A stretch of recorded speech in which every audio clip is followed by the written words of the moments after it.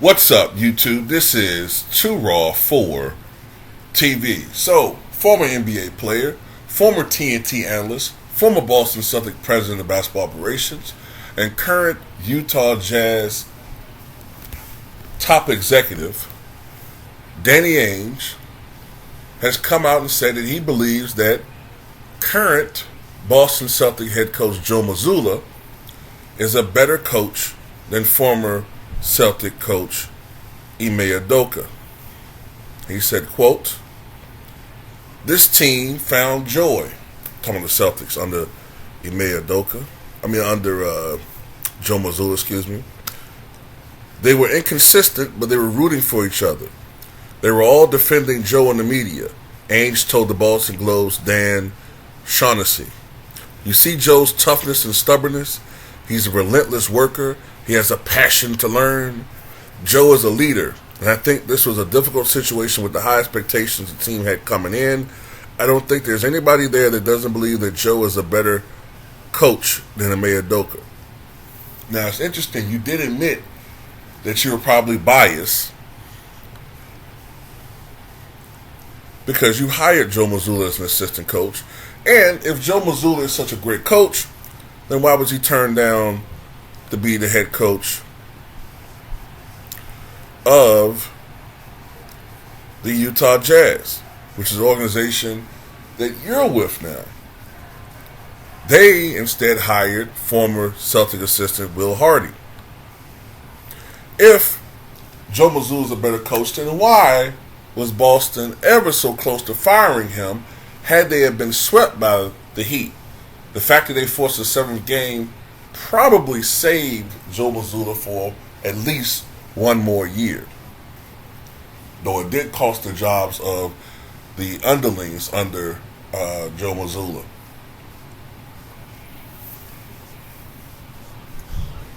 If they're a better team, he's a better coach, I should say, then why is it that with an improved roster, they underperformed compared to last year? Last year, you got to give Boston credit. From the All-Star break onward, all the way to the finals, Boston looked like they had an all-time great defense.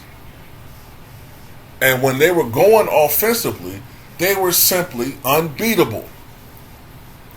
This year, even though you had the addition of the sixth man of the year,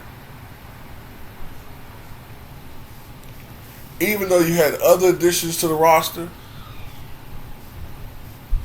why is it that they were worse? Defensively, especially, they were inconsistent.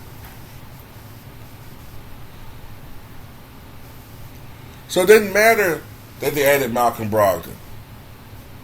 It didn't matter that they had all these other additions to the team. They had the boy from Oklahoma City Thunder on the roster. It didn't matter. So how is he a better coach? When you think about it,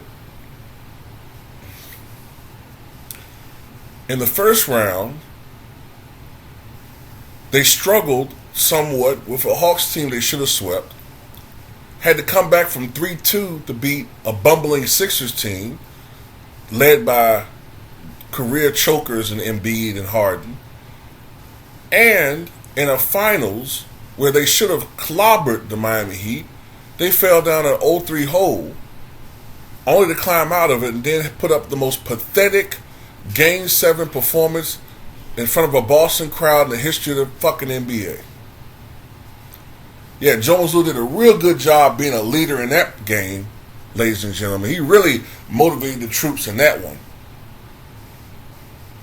And by the way, Danny Ainge, you kind of have a bit of a personal reason as to not care too much for Ime Udoka. First of all, if it is true as to the woman who Ime Udoka allegedly had a sexual relationship with, you knew her, Danny Ainge. You knew her and her husband. It's been proven that you're friends with her because she's from Utah as well. So that's a personal reason to have a vendetta against Ime Udoka. And some people believe that You were the one who leaked this story to the media and the one who put that story out there on that burner account, which was supposed to be an internal matter. Somebody in that burner account leaked it to the internet. It was picked up by the media, and it's forced Ime Udoka to be fired. That seemed like that could be somebody that has a personal gripe against Ime Udoka.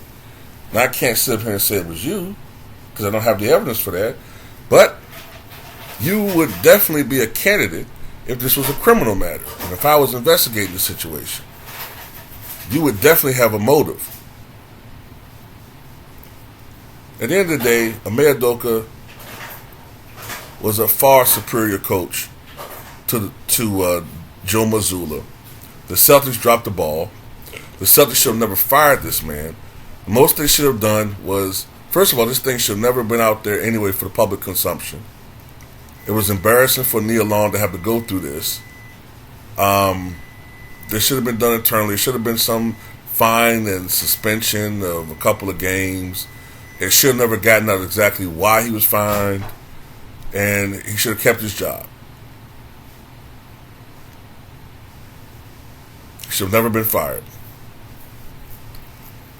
You know, you look in Sacramento, Luke Walton was accused of sexual harassment by a woman. I didn't see the media harp on that a couple of years ago. They didn't force that to be a headliner story for the paparazzi to, you know, talk about day in and day out. I didn't see ESPN and Fox Sports talk about that.